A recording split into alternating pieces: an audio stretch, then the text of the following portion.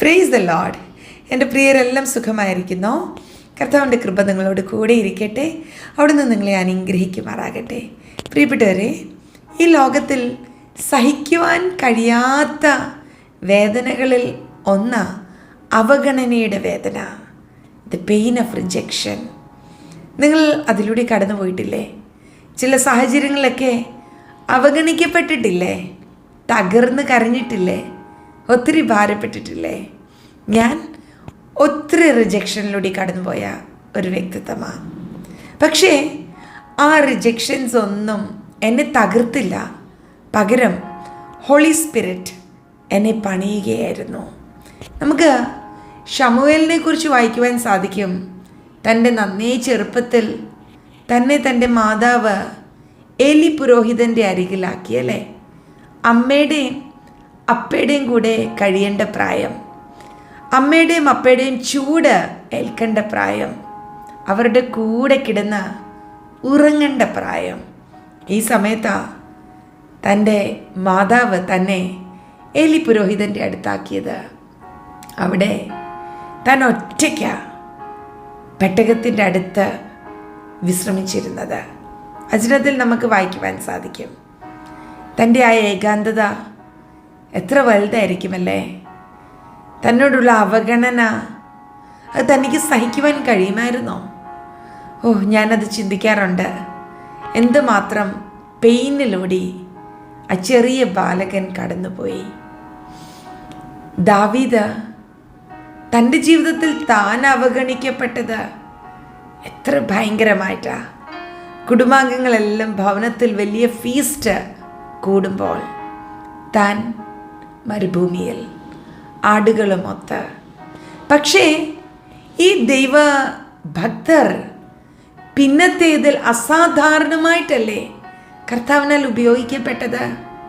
ഞാൻ വിശ്വസിക്കുന്നു, ഏകാന്തതയുടെ അവഗണനയുടെ ആ സമയത്ത് ശമൂവേലിൻ്റെ മേൽ അസാധാരണമായ അഭിഷേകം പകരപ്പെട്ടു. പിന്നത്തേതിൽ നമുക്ക് വായിക്കുവാൻ സാധിക്കും, താൻ ഒരു പ്രവാചകനായി. ദാൻ മുതൽ ബർഷേബ വരെ വിശ്വസ്ത പ്രവാചകൻ. ദാവീദ് പിന്നത്തേതിൽ ശത്രുവിന് നേരെ യുദ്ധം ചെയ്യുവാൻ പുറപ്പെടുന്ന ഒരു ധൈര്യശാലിയായ വ്യക്തിത്വമായിട്ടല്ലേ നാം കാണുന്നത്? തന്നെ കടിച്ചു കീറുവാൻ വന്ന മൃഗത്തെ വലിച്ചു കീറത്തക്കവണ്ണം അസാധാരണമായ അഭിഷേകമല്ലേ തൻ്റെ ഏകാന്തതയിൽ തൻ്റെ മേൽ പകരപ്പെട്ടത്? പ്രിയപ്പെട്ടവരെ, അവഗണനയും അതുമൂലം ഉണ്ടാകുന്ന ഏകാന്തതയും ഒന്നും നമ്മളെ തകർത്ത് കളയാനല്ല. നിങ്ങളിന്ന് ഒത്തിരി അവഗണനയിലൂടെ അല്ലേ പോകുന്നത്?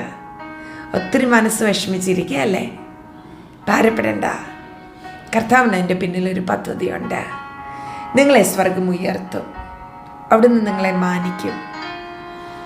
നിങ്ങളിലെ ദൈവസാന്നിധ്യം മറ്റുള്ളവർ തിരിച്ചറിയത്തക്കവണ്ണം ഈ ഏകാന്തതയിൽ, ഈ അവഗണനയുടെ വേദനയിൽ പരിശുദ്ധാത്മാവ് നിങ്ങളെ തൻ്റെ അഭിഷേകത്താൽ നിറയ്ക്കും.